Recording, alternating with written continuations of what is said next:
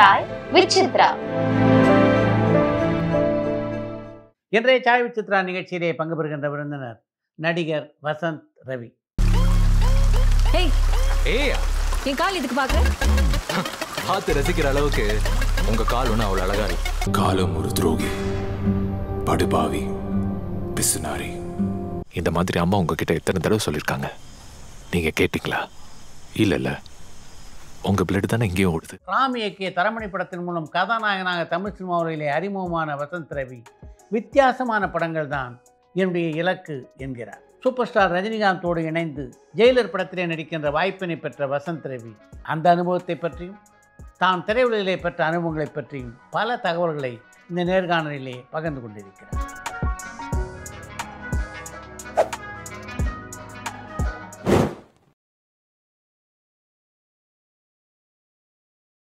வணக்கம். வணக்கம் sir.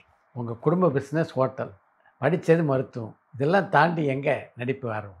Sir எனக்கு எப்போவுமே சின்ன வயசுலேருந்தே நான் நிறையா படங்கள் பார்த்து தான் சார் வளர்ந்தேன். ஸோ அது ஒரு ஒரு ஒரு தடவையுமே ஒரு எவ்ரி டே ஏதாவது ஒரு படம் பார்த்துட்டே இருப்பேன்.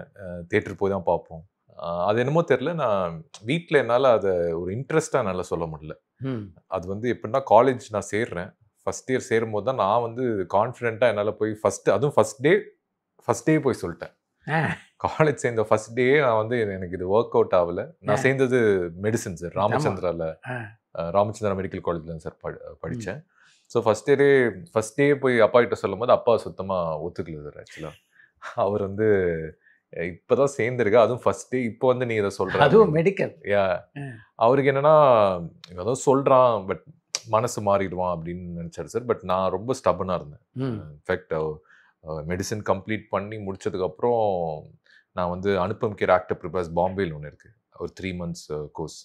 அது முடிச்சுட்டு இங்கே வந்து ராஜமேனன் மைண்ட் ஸ்க்ரீன் ஃபிலிம் இன்ஸ்டியூட்டில் அங்கே ஒரு கூத்துப்பட்டு டீம் வச்சு ஒரு 3 months ஆக்டிங் ஒர்க் ஷாப் பண்ணாங்க, டிப்ளமா மாதிரி. அதுவும் முடித்தேன். அப்பாவுக்கு என்னென்னா சரி மாறுவான்னு பார்த்தாங்க. பட் நான் வந்து விட்டு கொடுக்கவே இல்லை இந்த ஒரு விஷயத்த. ரொம்ப ஸ்டபனாக இருந்துட்டேன். அண்ட் படங்கள் நிறையா பார்த்தனால அந்த ஒரு I fell in love with films and ஆக்டிங்னா ரொம்ப பிடிக்கும். ஸோ ஒரு ஆக்டர் ஆகணும்னு டிசைட் பண்ண தருணம் தான். பட் வீட்டில் பிஸ்னஸ் ஃபேமிலி, அவங்க அப்பா வந்து நான் மெடிசன் பண்ணணும்னு நினச்சாரு. அதெல்லாம் பிரேக் பண்ணி கன்வின்ஸ் பண்ணுறதுக்கு ரொம்ப டஃப்பாக இருந்தது சார், பெரிய சேலஞ்சாக இருந்தது சார். அந்த அளவு நடிப்பு மேலே ஆர்வம் வரத்துக்கு யார் இன்ஸ்பிரேஷனாக இருந்தாங்க? படங்கள் தான் சார். இப்போ ரஜினி சார்லேருந்து, கமல் சார்லேருந்து, அஜித் சார், விஜய் சார், இவங்க படங்கள், அப்புறம் மணி சார், சங்கர் சார், இந்த மாதிரி படங்கள் பார்த்து வளர்ந்தனால சார் இவங்க படங்கள் தான் இன்ஸ்பயர் ஆனது சார். அது குறிப்பிட்ட இவங்க அவங்கன்னு சொல்ல முடியல சார். ஏதோ ஒரு இண்டஸ்ட்ரிக்குள்ளே வரணும்னு தோணுச்சு, ஒரு ஆக்டராக ஆகணும்னு தோணுச்சு. அது வந்து நான் ஏன் என்ஜாய் பண்ணேன்னா, மேபி நான் ரொம்ப இன்ட்ரோவர்ட் சார். நான் ரொம்ப பேச மாட்டேன் ஆக்சுவலி, அப்படி தான் இருந்திருக்கேன். ஸோ ஒரு ஆக்டராக நம்ம வந்து ஒரு நடிக்கும் போது we get to live different characters. என்ன ஒரு படம் முடிக்கும் போது அது ஒரு கேரக்டர்ஸ் வந்து ஒரு பேசிக்கலாக we get to relive in different lifes அப்படின்னு ஒரு விஷயம் இருக்குல்ல. அது ரொம்ப மேபி நான் எக்ஸ்ப்ளோர் பண்ணது கிடையாது ரியல் லைஃப்பில். ரொம்ப குவைட்டா, இன்ட்ரோவர்ட்டா அப்படி இருந்தனால somewhere I fell in love with acting. Anupam Kher நடிப்பு பயிற்சி பள்ளியில் என்ன கற்றுக் கொடுத்தாங்க சார்? அனுப்பம் கேர் வந்து அது எப்படி ஒர்க் ஆகும்னா சார், ஃபர்ஸ்ட் எடுத்தோடனே அவங்க அப்ளிகேஷன் அனுப்பணும் சார். அனுப்பிச்சோடனே அவங்க ஆடிஷன் கூப்பிடுவாங்க சார். அதில் அனுப்பம் கேரே அங்கே இருந்துட்டு ஒரு கிட்டத்தட்ட ஒரு 200-300 அந்த அப்ளிகேஷனில் ஃபில்டர் பண்ணி ஒரு 200 people வருவாங்க சார். அதுலேருந்து அவர் அனுப்பம் கேர் வந்து ஒரு ஸ்க்ரீன் டெஸ்ட் மாதிரி, ஒரு ஆடிஷன்ஸ் மாதிரி வச்சு அதில் வந்து ஒரு 20+20 ஒரு 40 ஸ்டூடெண்ட்ஸ் செலக்ட் பண்ணுவாங்க சார். ஆக்சுவலி அப்படிதான் சார், ஃபில்டர் பண்ணி தான். கிடையாது சார். அதுல வந்து அவரு ஆடிஷன் பண்ணுவாரு, அவரே இருப்பாரு. இந்த பையனை ட்ரெயின் பண்ணலாம், அந்த பையனை ட்ரெயின் பண்ணலாம், அவரே செலக்ட் பண்ணுவாரு. அப்படி செலக்ட் பண்ணி தான் சார் போனேன். அந்த ப்ராசஸ் செலக்ட் பண்ணி தான் உள்ள போனேன். அதுக்கப்புறம் நம்ம we have to pay sir. அது ஒரு 3 months கோர்ஸ் அது. அதில் வந்து ஃபர்ஸ்ட் டைம் ஆக்டிங் பற்றி எந்த ஒரு நாலேஜும் இல்லை சார். ஆக்சுவலாக அது அவங்க சொல்லிக் கொடுக்கும்போதே சொல்லுவாங்க, ஆக்டிங் யாராலும் சொல்லிக் கொடுக்க முடியாது, நீங்கள் எக்ஸ்ப்ளோர் பண்ணிக்கணும். பட் இருந்தாலும் உங்கள் உள்ளே இருக்கிற விஷயங்களை எக்ஸ்ப்ளோர் பண்ணுறதுக்கு, டேப் பண்ணுறதுக்கு அவங்க ஒரு மீடியமாக வச்சுருக்காங்க சார். ஸோ அது கோர்ஸாகவே ரொம்ப எக்ஸ்டென்சிவான கோர்ஸ் சார். ஆக்சுவலாக காலையில் ஆரம்பித்தா அது ஈவினிங் 6 வரைக்கும் போகும். அது யோகாவில் ஆரம்பித்து அப்படியே போகும் சார். எல்லா கிளாஸஸுமே இருக்குது. ஏறக்குறைய கூத்துப்பட்டுற பேட்டர்ன் தான். கூத்துப்பட்டுற இன்னொரு ஃபார்ம், ஒரு கரெக்டான, ஆமாம், அனதர் வெர்ஷன் தான், மாடர்னாக இருக்கும். அவர் அனுப்பம் கேர் சாரே கிளாஸ் எடுப்பார். அண்ட் சரணா பார்த்தா அமீர்கான் சார் உள்ள வருவார், ஹாய் சொல்லுவார். அந்த மாதிரி ரேண்டமாக பாலிவுட்லேருந்து ஏதோ ஒரு ஆக்டர் உள்ள வந்து அவங்க பேச வைப்பார். ஸோ இந்த மாதிரி எக்ஸ்போஷர் இருந்தது சார். ஆக்சுவலி எனக்கு வந்து ஒரு 0 எக்ஸ்போஷர் இருந்த இடத்துல ஆக்டிங் பற்றியான ஒரு எக்ஸ்போஷர் கிடைச்ச ஒரு இடம் வந்து அனுபம் கேர் சாரோட ஆக்டிங் ஸ்கூல். தன்னுடைய எக்ஸ்பீரியன்ஸ் எல்லாம் அதில் சொல்லியிருக்காரு. ஆமாம் சார். அவர் நேஷ்னல் ஸ்கூல் ஆஃப் ட்ராமாவில் இருந்துட்டு எவ்வளோ கஷ்டப்பட்டு ஒரு ஆக்டராக ஆனார். பாம்பே வந்து டெல்லியிலேருந்து பாம்பே கிளம்பி வரும்போது என்எஸ்டி முடிச்சுட்டு வரும்போது ஒன்றுமே தெரியாது, நீ இங்கிலீஷ் கூட தெரியாது. சொன்ன விஷயம் மட்டும் இல்லை, அவருக்கு அந்த ஸ்ட்ரகிள் இருக்குல்ல, அந்த ஜேர்னி வந்து எப்படி ஒரு ஃபர்ஸ்ட் ஃபிலிம் கிடச்சிது, அந்த ஃபர்ஸ்ட் ஃபிலிம் கிடச்சோடனே ஒரு பெர்ஃபார்மன்ஸை வந்து எப்படி நான் பார்த்தேன், ஒரு கேமரா முன்னாடி நடிக்கும் போது எவ்வளோ ஸ்ட்ரகிள் இருந்தது அப்படின்னு நிறையா சொன்னார். அந்த இன்ஸ்டியூட்ல எல்லாம் சேரத்துக்கு முன்னாடி ஒரு நடிகன் அப்படின்றவன் யார் அப்படின்ற ஒரு கற்பனை உங்களுக்கு இருந்தது சார்? ஒரு ஆக்டர் வந்து என்னை பொறுத்த வரைக்கும் என்ன சார், ஒரு importantly an actor should be a very good human being sir. First priority, என்னோட ப்ரியாரிட்டி இல்லை சார். ஒரு நல்ல மனுஷனாக இருக்கணும். அட் தி சேம் டைம் லைஃப்பில் எல்லாமே பார்த்துருக்கணும் சார். நல்லது கெட்டது தெரிஞ்சால் மட்டும்தான் சார் ஒரு நல்ல நடிகனாக வர முடியும். அது ஏன்னா தரமணி நடிக்கும்போது ராம் சார் என்கிட்ட சொல்லுவார், சோசன் சிகரெட் அடிக்க தெரியுமா கேட்பாரு. எனக்கு தெரியாது சார். பைக் ஓட்ட தெரியுமா? தெரியாது சார்.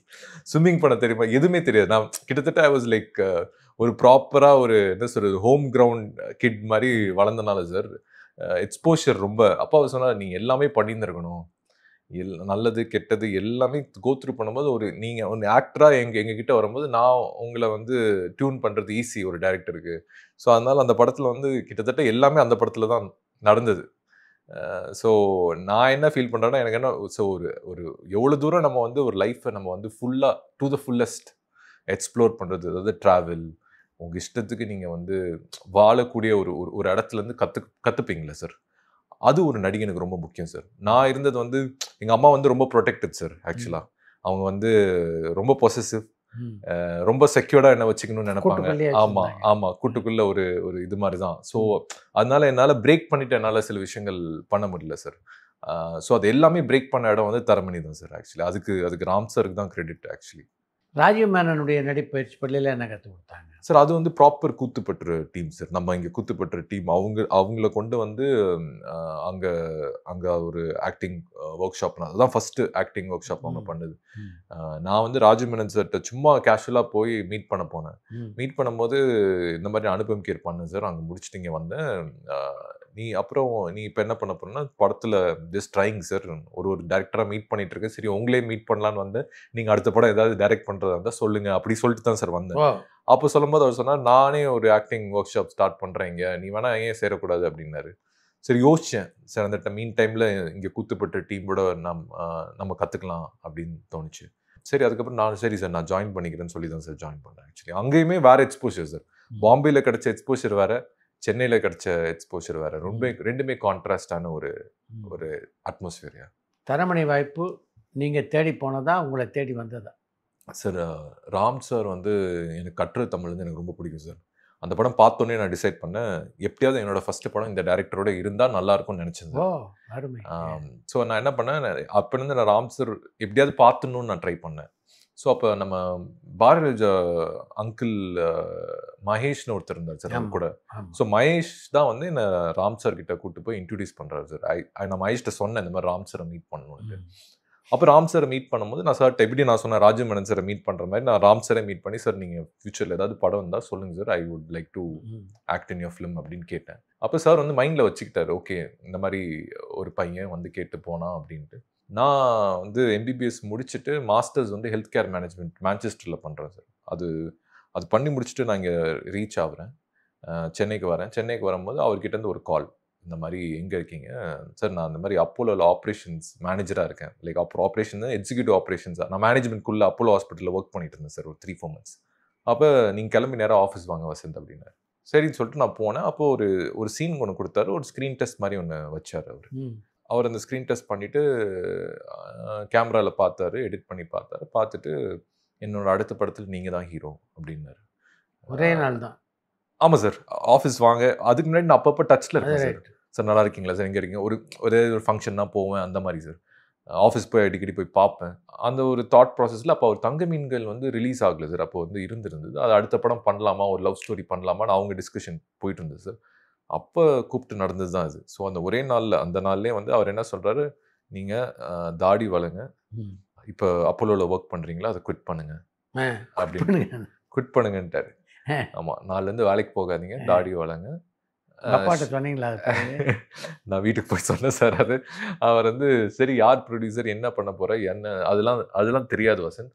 நம்ம அது நான் அந்த ப்ராஜெக்ட்டை நான் செட் பண்ணுறேன், நான் டிசைன் பண்ணுறேன்னு சொன்னார் அவர். அப்பா கிட்ட சொன்னேன் இந்த மாதிரி ஒரு விஷயம் நடக்குது. அப்பா வந்து ஷாக்ட். அப்பா வாஸ் லைக் சரி ஷோரா இது இது இது நடக்குமா, உனக்கு கான்ஃபிடென்ட் இருக்கா? அப்பா நான் உங்ககிட்ட வரல, நான் உங்ககிட்ட வந்து எந்த இதுவும் நான் எதிர்பார்க்க போகிறதும் இல்லை, எனக்கு அது தேவையும் இல்லை. பிகாஸ் உங்களுக்கு பிடிக்காத ஒரு விஷயத்த நான் கொண்டு போய் எனக்கு இது பண்ணுங்க அது பண்ணுங்கன்னு சொல்கிற இடத்துல நான் இல்லை. நான் யாருன்னு எனக்கு என்னோட ட்ராவலில் நான் ஒன்று ப்ரூவ் பண்ணுறேன்.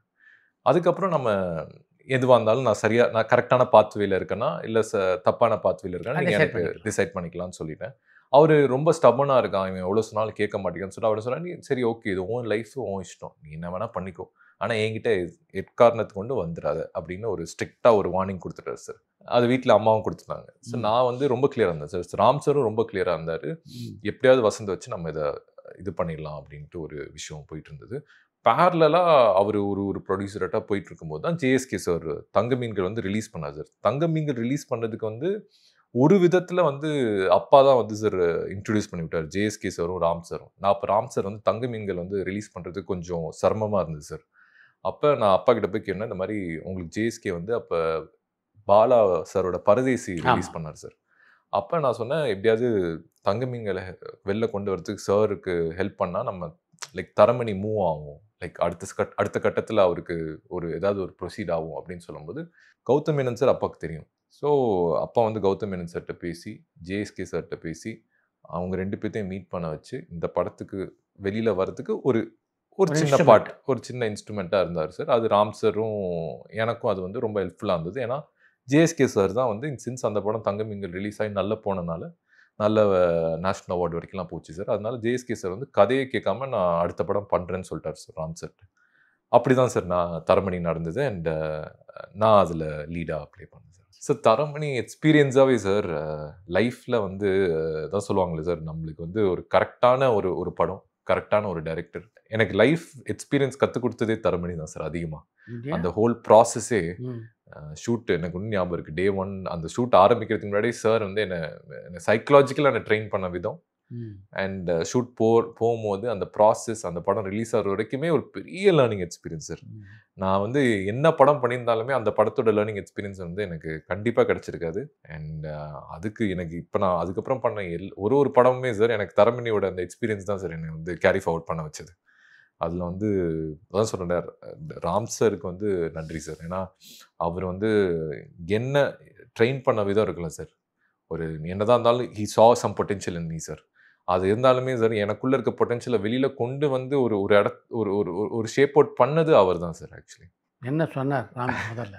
அவர் வந்து இந்த படம் எல்லாம் டேக் ஆஃப் ஆயிடுச்சு சார். ஜேஎஸ்கே சார் பண்ணுறேன்ட்டாங்க, ஆண்ட்ரியா உள்ளே வந்துட்டாங்க. சார் என்னை கூப்பிட்டு எனக்கு ஞாபகம் இருக்குது, இந்த நம்ம ஸ்ப்ரிங் ஹோட்டல் இருக்குல்ல சார், அந்த வாசலில் நம்ம வெளியில் டீ ஷாப்பில் தான் சார் தம் அடிப்பார். நானும் சாரோட அப்படியே போவேன். அவர் தம் அடிக்கும் போது நம்ம ஜென்ரலாக பேசிட்டு இருக்கும்போது சொன்னார், வசந்த் இந்த படம் வந்து நீங்கள் ஒரு ஆக்டராக வந்து நிறுத்த வைக்கிறது என் கையில் இருக்குது, அதை நான் பண்ணிவிடுவேன். உங்களுக்கு அந்த திறமை இருக்குது, பொட்டென்ஷியல் இருக்குது, அது வெளியில் கொண்டு வரது அது என்னோட வேலை, நான் பார்த்துக்கிறேன்.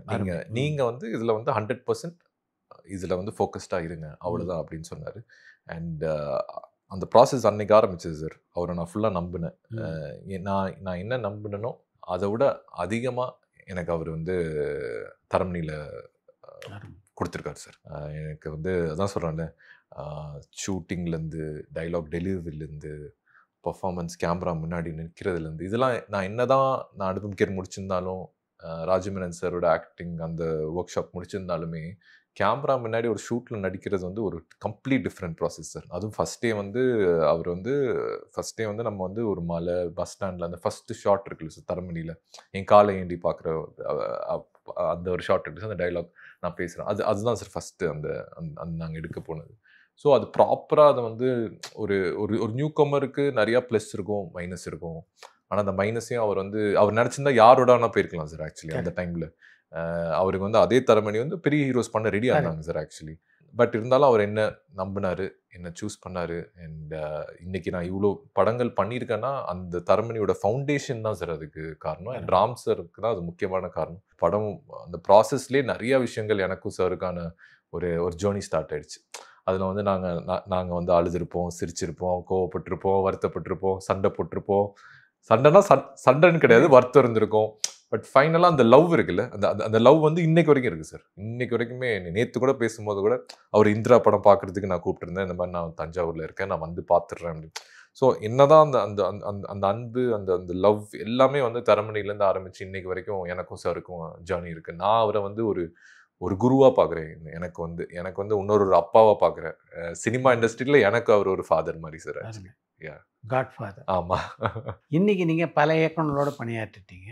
அவங்களோட ஒர்க் பண்ணதுக்கு அப்புறம் எந்த அளவுக்கு ராம் வந்து எக்ஸப்ஷனலாக தெரியுறாரு சார்? It's phenomenal sir. ஆக்சுவலாக வந்து வார்த்தையே கிடையாது சார். ஏன்னா நான் எவ்வளோ டைரக்டர்ஸ் ஒர்க் பண்ணியிருந்தாலுமே திருப்பி சார்கிட்ட போய் ஒர்க் பண்ணணும்னு நான் வந்து ரொம்ப ஆசைப்படுறேன் சார். ஏன்னா அந்த ஃபவுண்டேஷன் வந்து ஒரு இவ்வளோ படங்கள் பண்ண வச்சது மட்டும் இல்லாமல் சார், ஒரு கேரக்டருக்குமே அந்த ஃபவுண்டேஷன் வந்து எனக்கு தெரியும் உள்ள இன்டர்னலாக அது எந்த அளவுக்கு ஹெல்ப்ஃபுல்லாக இருந்திருக்குன்ட்டு. இப்போ திருப்பி நான் சாரோட போகும்போது எனக்கு என்னென்னா இன்னும் நிறையா கற்றுக்கிறதுக்கான ஒரு ஆப்பர்ச்சுனிட்டி சார். அண்ட் சாரோட அப்ரோச் லைஃபுக்கும் சரி, ஃபிலிம் மேக்கிங் ஸ்டைலும் மாறிடுச்சு. தரமணியில் இருந்த அப்ரோச்சும் ஃபிலிம் மேக்கிங் ஸ்டைலும் இப்போ இருக்கிற சாரோட அப்ரோச்சும் மாறிடுச்சு. ஸோ அவரோட the way he is looking at ஃபிலிம்ஸும் மாறிடுச்சு சார் இவ்வளோ வருஷமாக. அண்ட் அவரோட சேர்ந்து பண்ணும்போது எனக்கு வந்து I am just waiting. In fact நான் சார்கிட்ட கேட்டேன் வேறு, சார் நெக்ஸ்ட் டே பண்ணால் நம்ம என்ன சார் பண்ணலாம், நெக்ஸ்ட் நம்ம பண்ணால் ஆக்ஷன் ஃபிலிம் பண்ணலாம் வசந்த், அதுதான் நான் பண்ணால் நம்ம 2 பேரும் பண்ணால் கொஞ்சம் பெருசாக பண்ணணும், அதனால தான் நானும் வெயிட் பண்ணுறேன்னாரு. ஸோ தெரியல சார், அவர் எனி டைம் கூப்பிட்டா நான் போகிறதுக்கு ready sir. Actually first time ஆண்ட்ரியாவோட அந்த படம் பண்ணும்போது ஆண்ட்ரியாவுக்கு வந்து ஓகே தாட் ப்ராசஸில் புது ஹீரோ வேற ஹீரோ போட்டிருக்கலாம். படம் முடிஞ்சு ஆன் ஸ்க்ரீன் உங்களை பார்த்தபோது எப்படி இருந்தது? ரொம்ப எமோஷனலாக இருந்தது சார். ஆக்சுவலி இன்ஃபேக்ட் அந்த நைட் ஃபுல்லாக எனக்கு தூக்கம் வரல ரிலீஸ் அன்னைக்கு. ஒரு பக்கம் ஃபிலிம் ஃபேர், இன்னொரு பக்கம் ஆனந்தவுடன், இன்னொரு பக்கம் விஜய் டிவி, எல்லா விருதுகளையும் இந்த படம் வாங்கி தந்தது. நான் எதிர்பார்க்கல. என்னோட ஃபஸ்ட்டு படம் என்னோட டெபியூ ஃபிலிம்லேயே இட் வில் ஹேப்பன். எங்கள் அப்பா அவ்வளோ சந்தோஷப்பட்டார். ஆக்சுவலாக நான் வந்து எம்பிபிஎஸ் முடித்ததோட பரபரப்பான சினிமா செய்திகள், நட்சத்திரங்களின் பேட்டிகள், சினிமா வரலாறு ஆகியவற்றை பார்க்கவும் படிக்கவும் உங்களுக்கான இணையதளம் touringtalkies.co.